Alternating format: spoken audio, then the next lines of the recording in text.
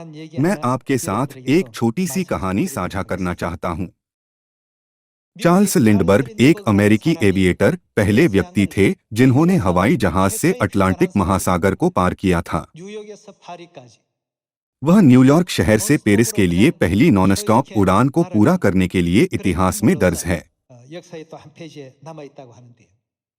जैसे जैसे वह बड़े हुए, उनका शरीर सुस्त हो गया। आखिरकार सुस्ती ने उनके पूरे आत्मविश्वास को छीन लिया। इस प्रकार सब कुछ उनके लिए नकारात्मक लग रहा था। जब भी वे कुछ बोलते थे तो हर बार केवल नकारात्मक शब्द ही निकलते थे। वह यह कहते हुए शिकायत करते रहे और बड़बड़ाते रहे कि वह कुछ नहीं कर सकते। यह सब इसलिए था क्योंकि उन्हें अपने आप पर बहुत कम विश्वास था। इसलिए उन्हें अपने युवा दिनों की याद आई जब उन्होंने अटलांटिक महासागर को पार किया था। उन्होंने उस संग्रहालय का दौरा किया जहां उनका विमान प्रदर्शित था।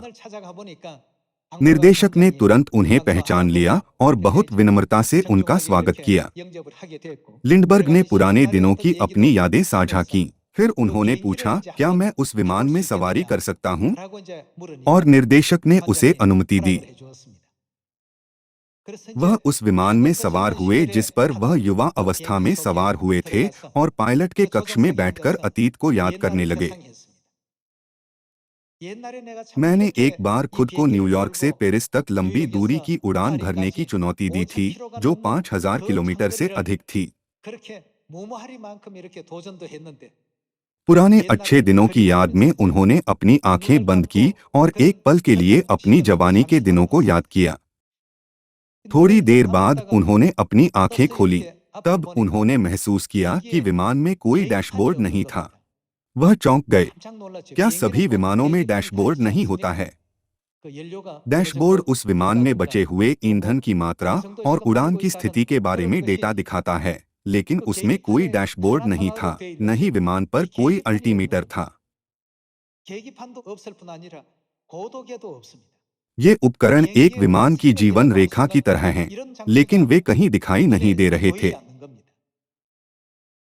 लिंडबर्ग ने निर्देशक से आश्चर्य से पूछा, यह कैसे संभव हो सकता है?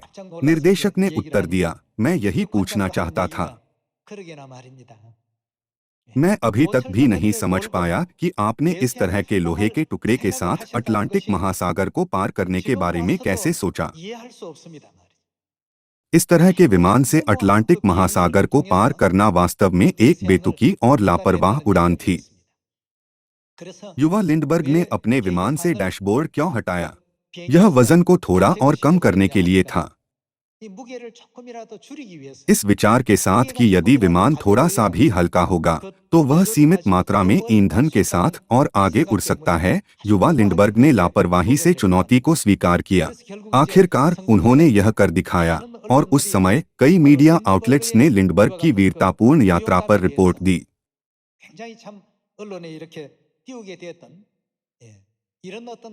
क्या आप वही नहीं हैं जिन्होंने इस तरह के एक अद्भुत ऐतिहासिक कार्य को पूरा किया?